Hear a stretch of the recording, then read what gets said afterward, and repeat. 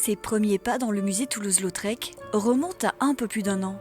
La nouvelle directrice, Fanny Girard, n'a pas oublié les émotions ressenties à ce moment-là, entre fascination et envie.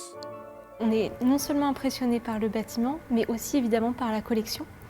Et c'est vrai d'autant plus visible dans cette salle ici, où on a des portraits incroyables de Toulouse-Lautrec, de différentes périodes de sa vie, mais on a aussi cette architecture qui est extrêmement présente, avec ses voûtes. En quelques mois, la directrice se familiarise avec la totalité de la collection Toulouse-Lautrec, ainsi qu'avec une grande partie du fonds conservé dans les réserves. Parmi les œuvres de l'artiste tarnais, l'une d'entre elles est un peu son coup de cœur, cette huile sur carton de 1893, représentant la Loie Fuller, une danseuse des Folies Bergères.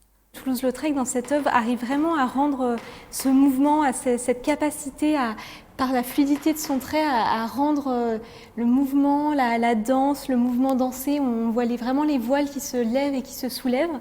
À l'étage, de nouveaux dessins de Louis Anquetin, contemporain de Toulouse-Lautrec, seront bientôt exposés au regard des visiteurs.